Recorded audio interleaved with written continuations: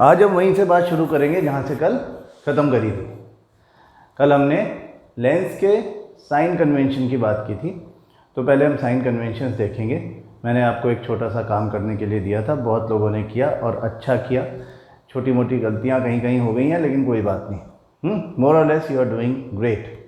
तो अब देखो कि हम आज साइन कन्वेंशन थोड़ा सा रिवाइज करके कल वाली टेबल को कंप्लीट करते हैं सबसे पहले, तो जिसमें हम कॉन्वेक्स और कॉन्केव लेंस के जो भी फिज़िकल क्वांटिटीज़ हैं F V U H dash और एच, उनके साइंस लिखते हैं उस टेबल में।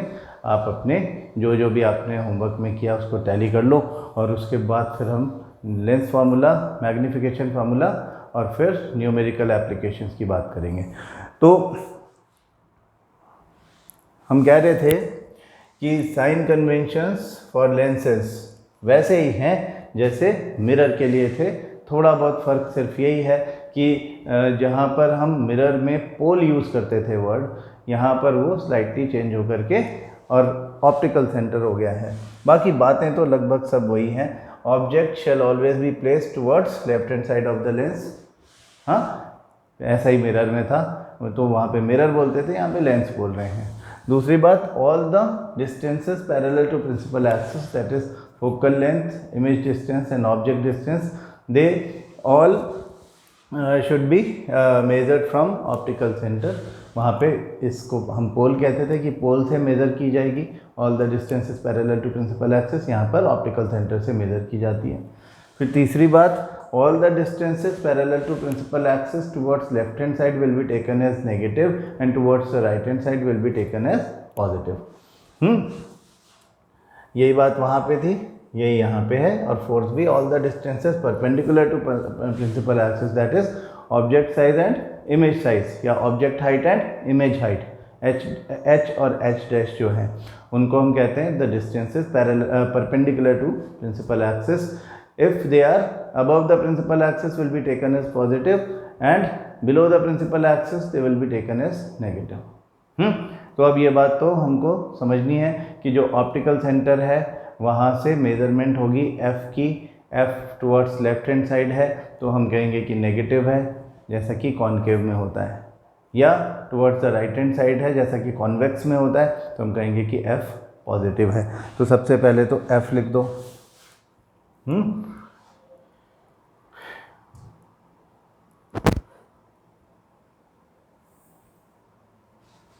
टेबल ड्रॉ कर देते हैं हम।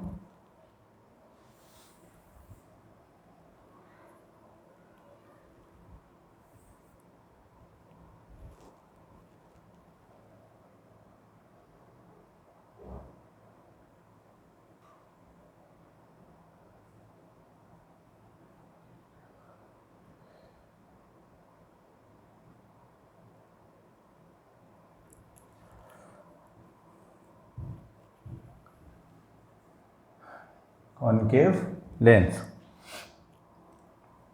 तो कॉन्केव लेंस में फोकल लेंथ कैसी बनेगी? आपको ये सब बातें एक्चुअली डायग्राम से याद रहना चाहिए। मतलब डायग्राम इतना बनाओ कि आपको कोई थ्योरी याद करने की ज़रूरत ना पड़े। Diagram formation is very important.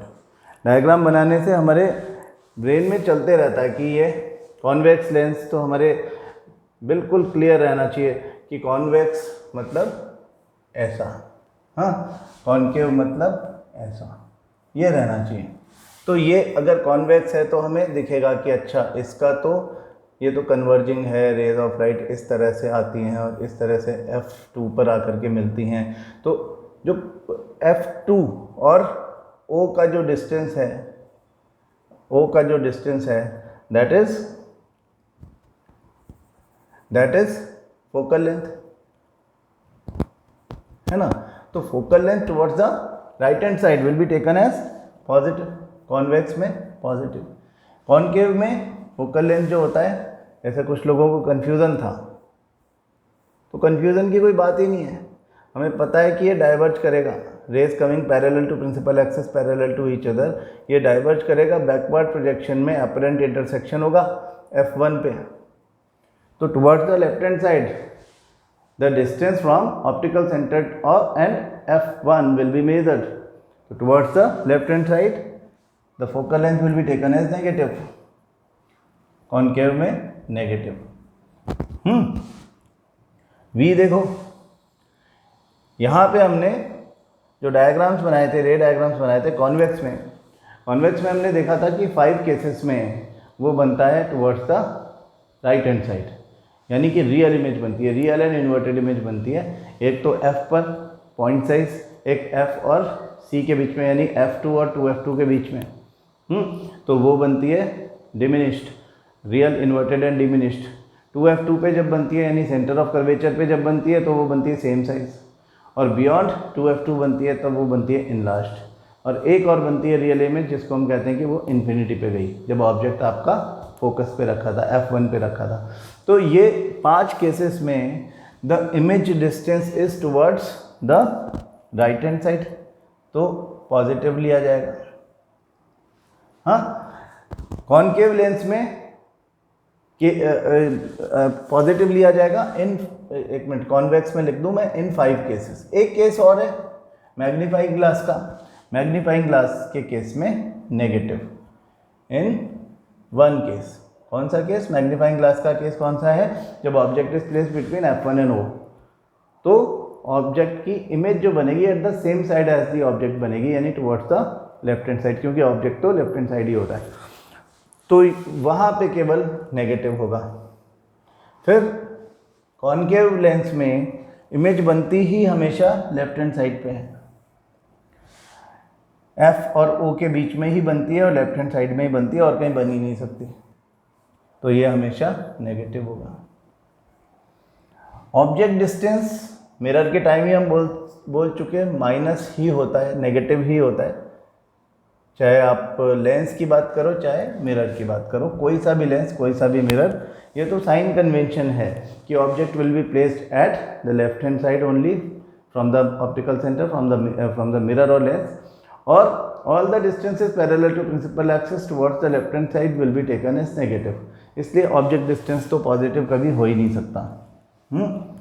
इसी तरह से ऑब्जेक्ट हाइट भी कभी नेगेटिव नहीं हो सकती, वो पॉजिटिव ही रहेगी दोनों में, क्योंकि ऑब्जेक्ट को तो आप प्रिंसिपल एक्सिस पे ही रखोगे, perpendicular to principal axis, above the principal axis, and it will be taken as positive.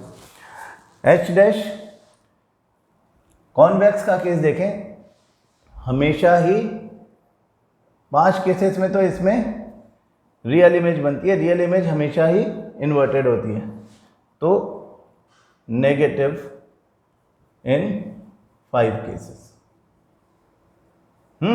वो सब 5 केसेस जब इमेज का डिस्टेंस पॉजिटिव है, मतलब toward the right hand side बन रही है, उस सब केसेस में वो एक्चुअल इंटरसेक्शन से रियल इमेज बनी है, और रियल इमेज हमेशा इन्वर्टेड होती है, यानी perpendicularly below the principal axis होती है, इसलिए नेगेटिव।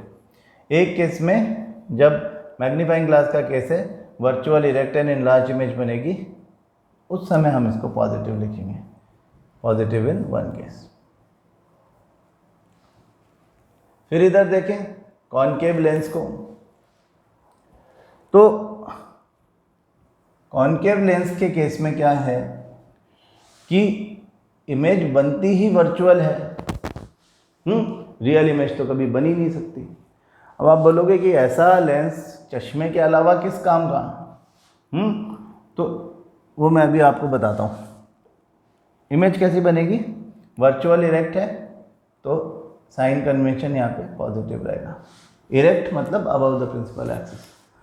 अब गौर करने की बात यह है कि कॉनकेव लेंस का केस अगर आ गया तो एफ, वी या यू नेगेटिव ही होता है, हाँ, और एच डैश और एच दोनों पॉजिटिव ही होता है। कॉनकेव लेंस के केस में प्रिडिक्शन सबसे आसान है। आप अगर इस बात को न्यूमेरिकल्स में नोट करोगे तो आपको ज़्यादा अच्छे से समझ में आएगा। हम कह रहे थे कि ये दोनों अलग अलग जगह चश्मे बनाने के लिए काम में आते हैं, सही बात है। कॉन्वेक्स लेंस जो है वो हाइपरमेट्रोपिया ठीक करता है और कॉनकेव लेंस जो है वो मायोपिया ठीक करता है। आप लोगों में से जिनको भी चश्मे लगे हुए होंगे, जिनको दूर की चीज़ नहीं दिखती, उनको मायोपिया है और उनको कॉनकेव लेंस वाला चश्मा लगा हुआ है, आपकी पावर माइनस में होगी। पावर क्या है वो हम इस चैप्टर के एंड में सीखेंगे, न्यूमेरिकल्स ये वाले करने के बाद। तो apart from that concave lens का एक बड़ा मज़ेदार यूज़ है। कॉन्वेक्स तो अपने कॉम्बिनेशंस में यूज़ हो जाता है, बाइनोक्यूलर्स या कैमरा जैसे उसमें। ये जो आपका है कॉन्केव लेंस, ये आपका यूज़ होता है, आपने अगर देखा हो मैजिक आई, हाँ, डोर होल जो होता है, हाँ, छोटा सा डोर होल होता है, बाहर से कोई नॉक करता है तो हम इसमें से झांक के देखते हैं कि कौन आया है। वहाँ पे काम की चीज़ है कि irrespective of the distance from the lens, आदमी चाहे पास आके खड़ा हो जाए चाहे दूर जाके खड़ा हो जाए, इमेज हमेशा उस तरफ ही बनेगी जिस तरफ ऑब्जेक्ट है।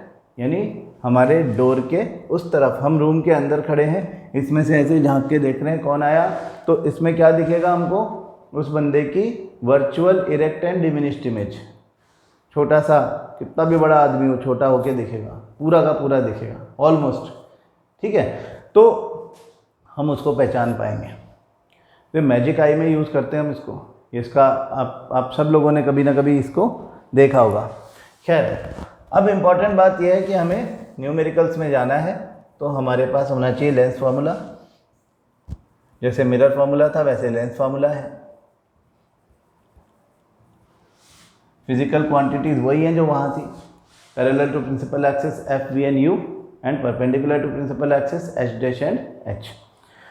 तो lens formula gives the relationship between focal length, image distance and object distance from the optical center, 1 upon f equal to 1 upon v minus 1 upon u। Mirror formula में जो प्लस था उसको यहाँ पे माइनस कर दिया गया है, दैट्स इट, और कोई फर्क नहीं है। मैग्निफिकेशन का फॉर्मूला वही है in context of Heights, H dash upon H. वहाँ भी एच डैश अपॉन एच था, यहाँ भी एच डैश अपॉन एच है, लेकिन दूसरा फॉर्मूला जो था v अपॉन यू वो यहाँ पे प्लस में है, वहाँ पे था माइनस v अपॉन यू, यहाँ पे प्लस v अपॉन यू। बस ये फॉर्मूला है। तो हम जो भी न्यूमेरिकल करेंगे, जैसा हम पहले कर रहे थे, जो भी न्यूमेरिकल करो उसका रे डायग्राम भी बनाओ। मिरर में जो कर रहे थे वही चीज़ यहाँ करेंगे। पहले अपन बुक में चले जाते हैं और हमारे बुक के सॉल्व्ड एग्जाम्पल्स करते हैं, उसके बाद अपन अनसॉल्व्ड एग्जाम्पल भी करेंगे। तो देखो, ये हमारा एग्जाम्पल 10.3 है, सॉल्व्ड एग्जाम्पल है। हम इसका सॉल्यूशन बाद में देख लेंगे, पहले अपने आप करेंगे इसको।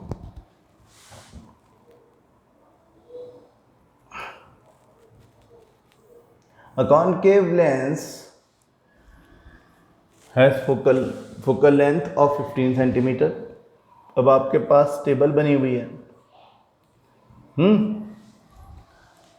आपको टेबल देखने की ज़रूरत तो नहीं पड़नी चाहिए वैसे, लेकिन अगर पड़े तो आप देख लेना कि focal length of concave lens, हमने कहा कि कॉन्केव लेंस का केस है, मतलब ऐसा कॉन्केव, तो इसका मतलब एफ वी और यू तीनों नेगेटिव ही होने, पॉजिटिव तो कुछ हो नहीं सकता। तो F is minus 15 centimetre given. At what distance should the object from the lens be place so that it forms an image at 10 centimetre. V जो है वो माइनस 10 सेंटीमीटर, सही बात है। इमेज डिस्टेंस जो है वो एफ और ओ के बीच में कहीं होना चाहिए, तो फोकल लेंथ जो भी होती है v यानी इमेज डिस्टेंस इस केस में उससे छोटा ही होता है। u कहीं भी हो सकता है लेकिन होगा towards the left hand side, यानी माइनस में ही आंसर आएगा। तो eight what distance should the object from the lens be placed, तो u पता करना है। Also find the magnification produced by the lens, m भी पता करना है ना। अगर v और u पता चल गए तो m पता चल ही जाएगा। ईजी है क्वेश्चन बिल्कुल। पॉज करो, अपने आप करो, बुक से हेल्प मत लो, कहीं से हेल्प मत लो, अपने आप करो। सॉल्यूशन मैं दे ही रहा हूँ। तो 1 upon F equal to 1 upon V minus 1 upon U, formula लिखो और वैल्यूज डाल दो कि अगर हमें 1 अपॉन यू निकालना है ना, वन अपॉन एफ अगर हमको निकालना है तो 1/u कैसे, अब 1/u को इधर ले जाएंगे तो प्लस हो जाएगा, 1/f उधर ले जाएंगे तो माइनस हो जाएगा। तो 1/u इक्वल टू 1/v, जहाँ रखा है वहीं रखा हुआ है। 1/f प्लस का था, इधर गया तो माइनस हो गया।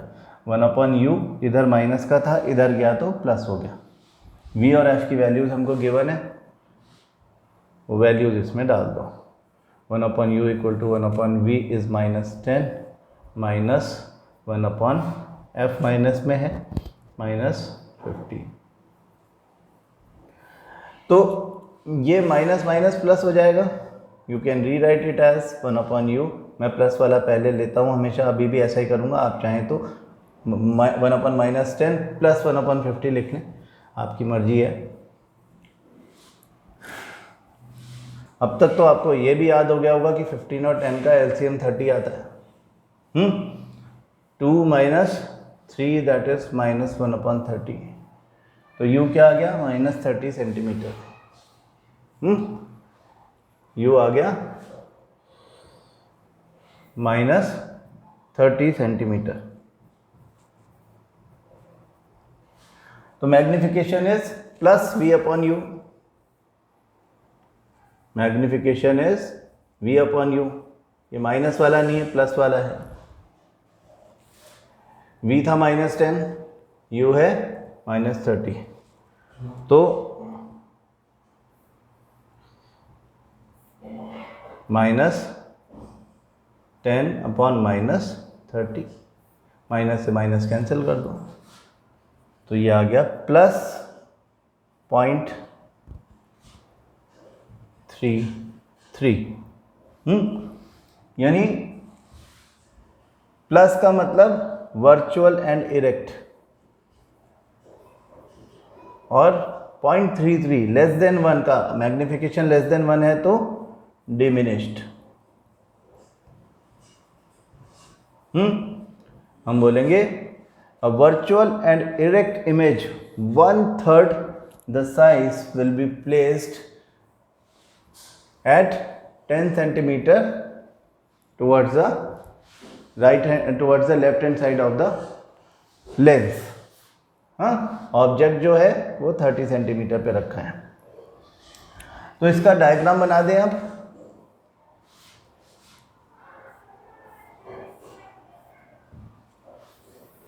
आपका जो जो वैल्यूज़ है सब वैल्यूज़ इसमें डाल दो। जैसे हमको बताया गया है कि f जो है वो 30 है, 30 नहीं है, 15 है। 15 सेंटीमीटर। डायग्राम में माइनस लिखने की ज़रूरत नहीं है, ठीक है। डायग्राम दिख ही रहा है डायग्राम में कि वो towards the left hand side है। यहाँ पे प्लस माइनस जो है उनके वैल्यूज़ डायरेक्शन है एक्चुअली। ऑब्जेक्ट रखा हुआ है at 10 centimetre in front of it, और किस तरह से जाता है ये बेंडिंग इस तरह से होगी कि बेंडिंग इस तरह से होगी कि it appears to be going like this, या ऐसे बेंड कर देगा। हाँ, दूसरा हम ऐसे लेके जाते हैं तो अपरेंट इंटरसेक्शन होगा यूं, ठीक है। सॉरी, उसने ऑब्जेक्ट नहीं बताया था, मैंने गलत ले लिया। ऑब्जेक्ट नहीं है ये, उसने ये बताया था कि इमेज यहाँ बन रही है। उसने ये डिस्टेंस बता दिया था कि इमेज जो बन रही है वो 10 सेंटीमीटर है। चलो तो मैं ऐसा लिख देता हूँ यहाँ पे, इमेज फॉर्मेशन दिखा देते हैं यहाँ पे अपन 10 सेंटीमीटर। ऑब्जेक्ट हमें पता करना था जो 30 आया, तो जो ये 15 है तो जो 2f1 है उसके ऊपर ऑब्जेक्ट रखा हुआ है। तो हम इसको ऐसे दिखा रहे हैं कि ऐसे जाके ये तो डाइवर्ज हो गया, और दूसरा इस तरह से जाएगा, ये O में से निकल जाएगा। मतलब इसको O में से निकाल दें ऐसे। और जहाँ इंटरसेक्शन हुआ वहाँ पे इमेज बना दें, वो है 10 सेंटीमीटर। This is 10 centimetre. ये आपका डायग्राम बन गया। हमें क्वेश्चन में ये दोनों दिया था, ये हमने निकाला है, तो यहाँ पे हम लिख दें कि क्या निकाला है हमने निकाला 30 सेंटीमीटर। अब ये इसका साइज और इसके साइज में 1/3 का फ़र्क है। इन दोनों के साइज में 1/3 का फ़र्क है। तो डायग्राम बनाने से हमको ये सीखने मिलता है कि जैसे हमें 10 centimetre towards the left hand side है तो -10 लेना, ये भी लेफ्ट हैंड साइड। हमने पहले कह दिया था अपनी टेबल बनाते समय कि FVU तीनों नेगेटिव होंगे, पॉजिटिव हो नहीं सकते, मतलब उस तरफ कुछ भी नहीं बनेगा। कॉनकेव लेंस में towards the right hand side कुछ नहीं बनेगा, towards the left hand side ही बनेगा जो बनना है ना। इस बात का ध्यान रखें। और देखते हैं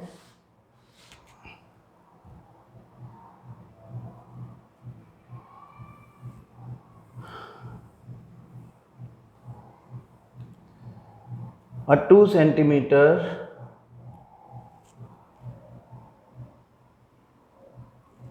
इसको वहीं ले लेते हैं अपने शीट पे।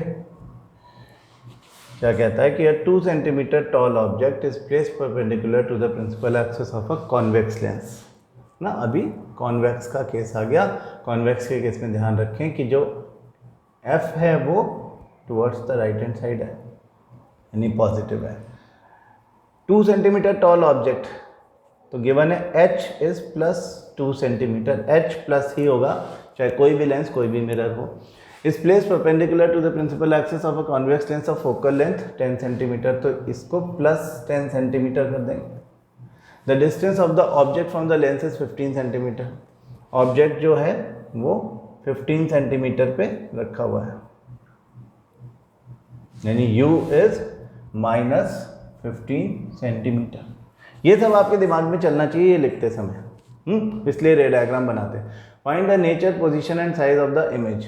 अब वैसे तो हमको ये पता चल गया कि ये अगर 10 है, यानी इधर भी F1 जो होगा वो 10 होगा, क्योंकि हम जो लेंसेस ले रहे हैं हमने पहले ही क्लियर कर दिया था क्या कि जो centres of curvature of the, हम वो वाले लेंस पढ़ेंगे 10th क्लास में लाइट चैप्टर में जिनके centres of curvature both the sides are equidistance from the optical centre. तो इसका मतलब जो F2 और F1 है वो भी इक्विडिस्टेंट होंगे अगर सेंटर्स ऑफ कर्वेचर बराबर डिस्टेंस पे हैं तो अगर ये 10 सेंटीमीटर है ये भी 10 सेंटीमीटर होगा। अगर गिवन है कि ये फोकल लेंथ 10 सेंटीमीटर तो ये भी 10 सेंटीमीटर होगा, और रेडियस ऑफ कर्वेचर जो है वो उसका डबल होती है तो ये 20 सेंटीमीटर होगा। हमें क्वेश्चन कह रहा है कि ऑब्जेक्ट जो है वो रखा हुआ है 15 सेंटीमीटर पे। हाँ, the distance of the object from the lens is 15 centimetre, तो इसका मतलब कि वो 2F1 और F1 के बीच में रखा हुआ है। अब आपने जो रे डायग्राम्स बनाए थे वहाँ से देखो कि जब ऑब्जेक्ट 2F1 पे रखा होता है तब इमेज भी 2F2 पे बन जाती है, और जब 2F1 और F1 के बीच में हम इसको पुश करते हैं तो इमेज भी दूर जाती है थोड़ी, यानी बियॉन्ड 2F2 बनेगी। तो बियॉन्ड 2F2 बनेगी तो आपको ये पता है बियॉन्ड 2F2 जब इमेज बनती है तो उसकी नेचर क्लियर है कि वो रियल होगी, इन्वर्टेड होगी, और size of the image, relative size of the image बड़ा होगा, यानी इनलार्ज्ड होगी। Real, inverted and enlarged image, ये तो हमको वैसे ही पता चल गया। अब हमको पोजीशन यानी V और साइज यानी H', ये दो बातें बतानी है। ऑल्सो फाइंड इट्स मैग्निफिकेशन, तो MB बताना है। डायग्राम तो हमको पता चल गया कि क्या बनने वाला है। डायग्राम ऐसा बना दो, ये F2, इधर 2F2, और यहाँ पर इससे बड़ी इमेज बनेगी, इनलार्ज इमेज बनेगी। कितने बड़ी बनेगी वो अपन देख लेते हैं।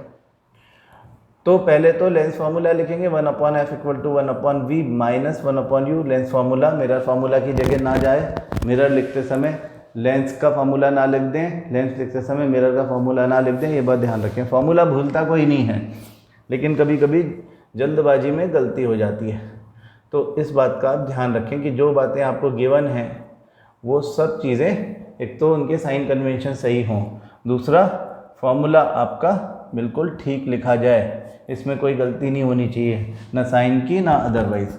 तो 1/f equal to 1/v minus 1/u, तो 1/v इक्वल टू 1/f, ये उधर जाएगा तो प्लस हो जाएगा, v निकालना है हमको, तो प्लस 1/u है ना। तो f की जगह पे 10 प्लस 10 है और u की जगह पे u क्या था -15 लिख दें, तो क्या बना 1/10 माइनस 1/15। अब एलसीएम फिर से 33 माइनस 2 दैट इज 1/30, मतलब v जो है वो +30 सेंटीमीटर आएगा, तो ये यहाँ पे लिख देते हैं +30 सेंटीमीटर। अब हमारे पास ऑब्जेक्ट साइज भी है, मैग्नीफिकेशन का फॉर्मूला यूज़ करेंगे, तो मैग्नीफिकेशन इज v/u, हाँ, h'/h, तो from this h' would be v/u into h। हाँ, इनकी वैल्यूज डाल दें इसमें।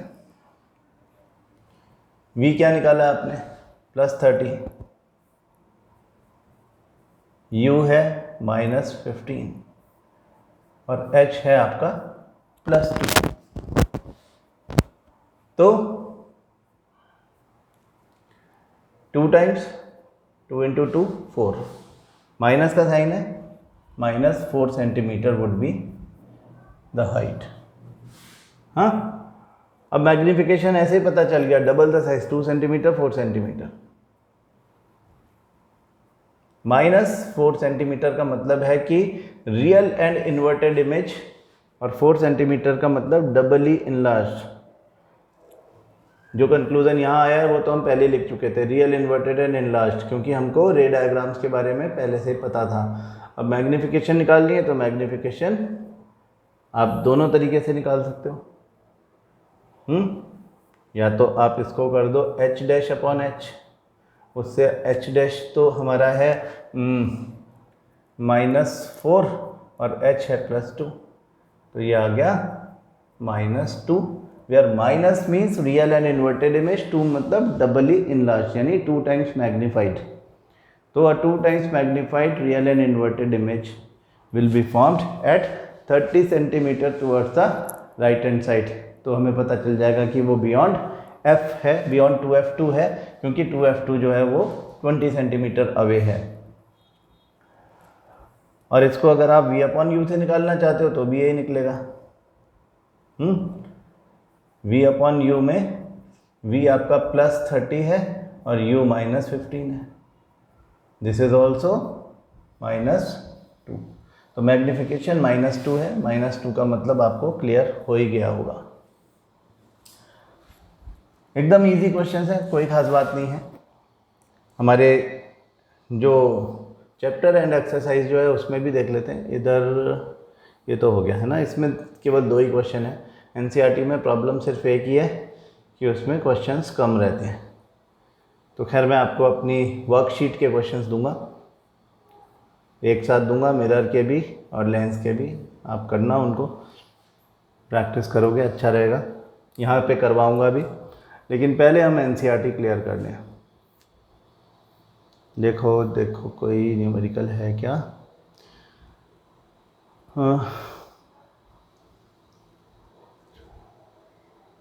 The image formed by a concave mirror is observed to be virtually erect and larger than the object. Where should be the position of the object between the principal focus and center of curvature, beyond between the pole of the mirror and its principal focus? चलो ये सब बातें छोड़ देते हैं, अभी numerical पे focus करते हैं।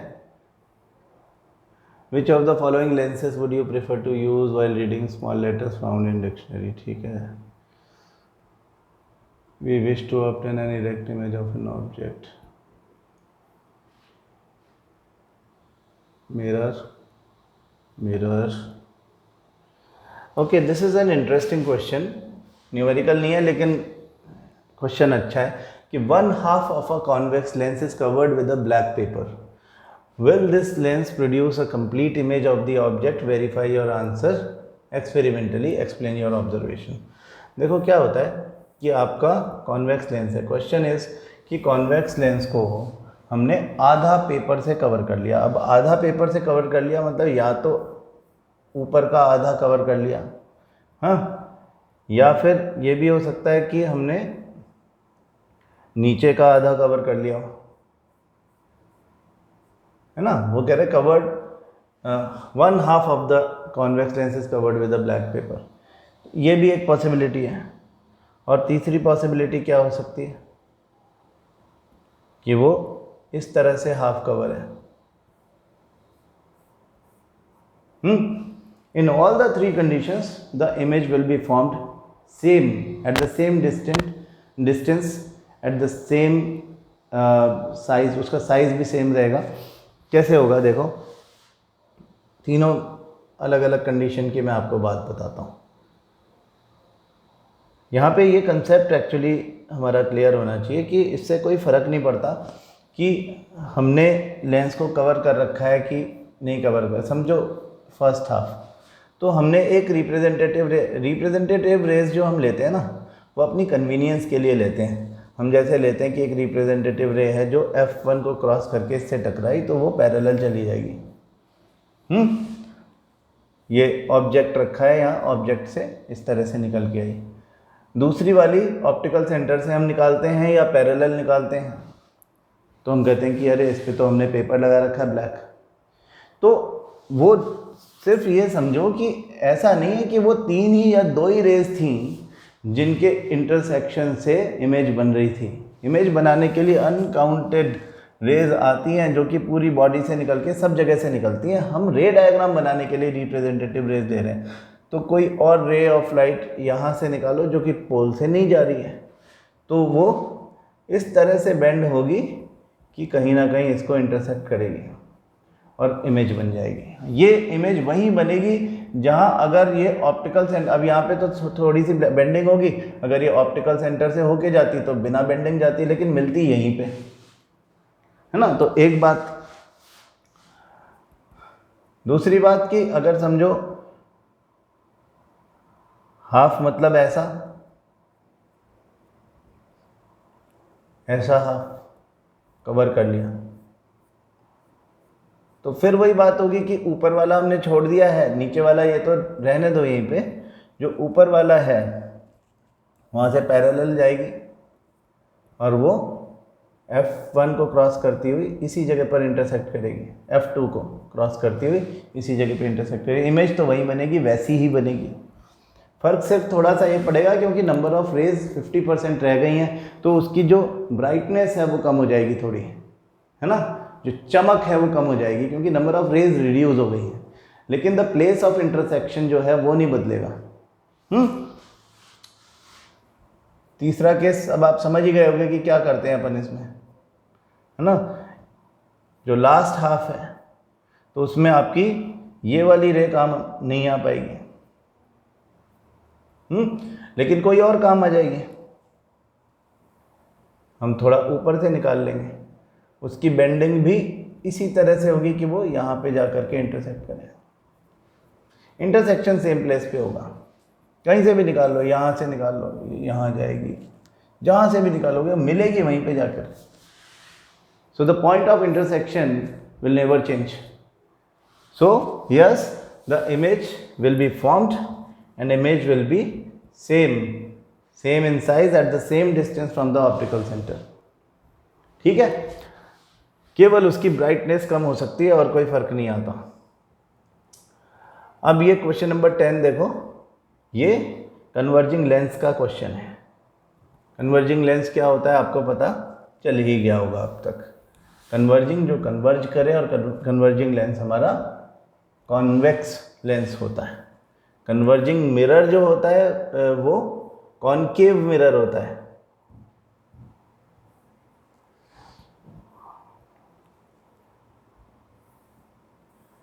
तो अब क्वेश्चन देखें कि an object 5 cm in length is held 25 cm away from a converging lens of focal length 10 cm.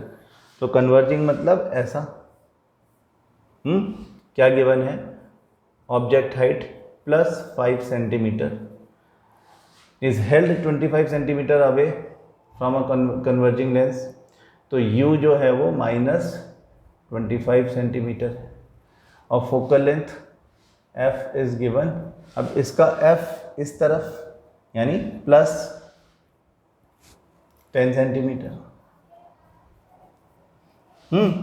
तो ड्रॉ द रे diagram and find the position size and nature of the image formed. पहले रे diagram बनाने को बोला है तो पहले बना देते हैं। हाँ, कि ये हमारा अगर लेंस है, कन्वर्जिंग लेंस ऐसा होता है, f2 और f1 की distances 10 centimetre each from the optical centre. अब ये तो आपको पता ही है कि अगर f1 10 सेंटीमीटर है तो फिर 2f1 उसका डबल होगा, सेंटर ऑफ कर्वेचर 20 सेंटीमीटर होगा फ्रॉम द ऑप्टिकल सेंटर। इस तरफ भी ऐसा ही होगा, 2f2 20 सेंटीमीटर। ठीक है। अब इसमें ऑब्जेक्ट कहाँ रखा है? 25 सेंटीमीटर, यानी beyond 2f1, centre of curvature के बियॉन्ड रखा हुआ है। ये रखते ही आपको पता चल गया कि इमेज जो है वो f2 और 2f2 के बीच में बनने वाली है और रियल इन्वर्टेड एंड डिमिनिश्ड बनने वाली है। तुरंत पता चल जाना चाहिए, है ना, कोई कंफ्यूजन इसमें होनी नहीं चाहिए। तो ये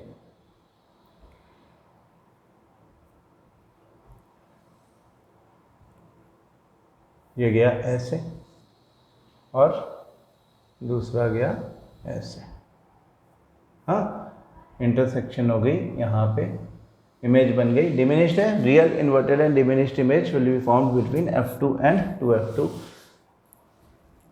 हमें क्या क्या पता लगाना है इसमें? अब फाइंड द पोजीशन। पोजीशन आपको ये दिख रही है, अभी नाप लेंगे अपन, यानी हमें बताना है कि v कितना है। This is image distance. Image distance को पोजीशन भी बोलते हैं, position of the image. And size and nature of the image. Nature तो आ गई, real, inverted and diminished. Real and inverted actually nature है, डिमिनिश्ड उसका रिलेटिव साइज है। हम तीनों चीज़ें साथ में लिख देते हैं तो अच्छा रहता है। Real, inverted and diminished image दिख रही है हमको। अब हम इसमें v का वैल्यू निकालेंगे। लेंस फॉर्मूला लिखो, 1/f equal to 1/v minus 1/u। तो 1/v equal to 1/f plus 1/u और वैल्यूज डाल दो। f की वैल्यू 10 सेंटीमीटर दिख रही है आपको, कॉन्वेक्स है, प्लस 10। यहाँ पे हमने जो लिखा भी था प्लस 10 सेंटीमीटर। और u जो है प्लस 10 सेंटीमीटर या ओनली 10 प्लस का है ये। u की जगह पर हम साइन लगाएंगे माइनस का। u रखा हुआ है 25 सेंटीमीटर, इसको भी डायग्राम में शो कर देते हैं। 25 centimetre towards the left hand side, यानी -25। u तो माइनस ही होता है। तो हम इसका ब्रैकेट खोल देते हैं। 1/10 माइनस 1/25, 1/v का वैल्यू निकल जाएगा। इसको हम 50 कर लें तो ये हो जाएगा 5 और ये हो जाएगा 2। 5 - 2 इज 3 प्लस का 3/50 is the value of 1/v। तो v कितना बनेगा?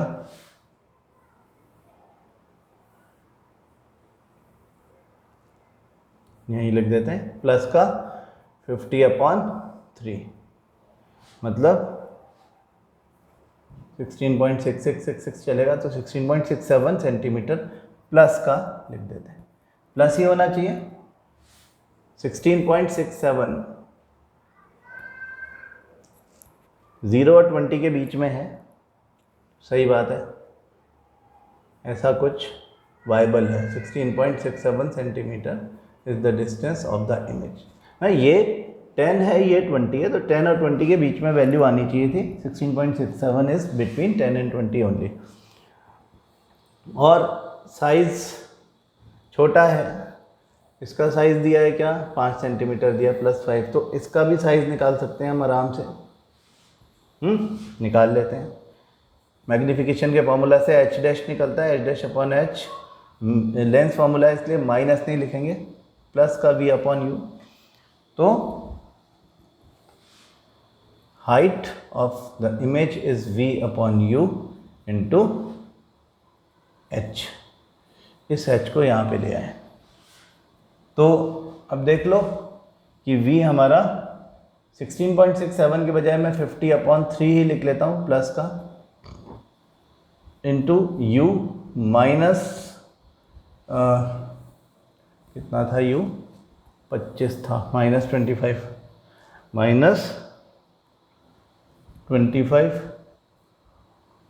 और ऑब्जेक्ट की हाइट तो है +5 सेंटीमीटर। तो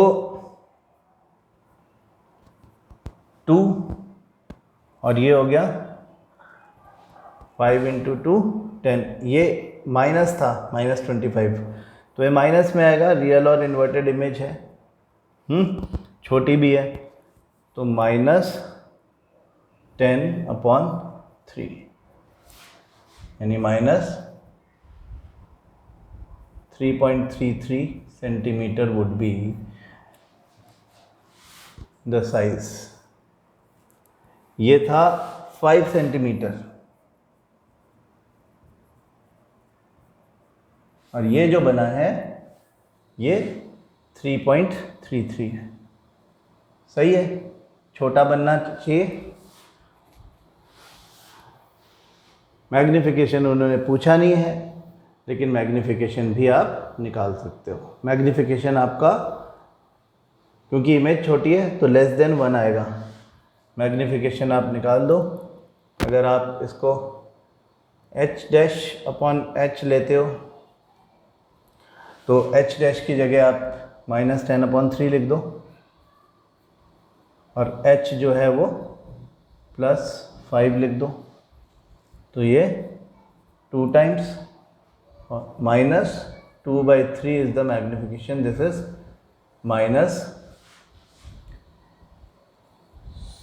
-0.6666 होगा तो 67 कर देंगे। माइनस मतलब real and inverted, and magnification का मैग्नीट्यूड <1 का मतलब छोटी डिमिनिश्ड इमेज बनती है। ठीक है, तो ये आपका सॉल्व हो गया, डायग्राम बन गया। और देखो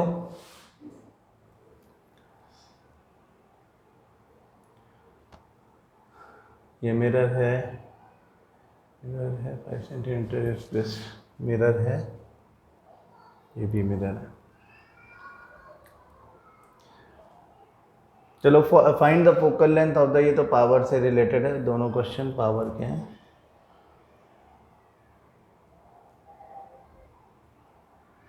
एक कॉनकेव लेंस का भी क्वेश्चन है यहाँ पे, है ना, ये भी करते हैं। A concave lens of focal length 15 centimetre.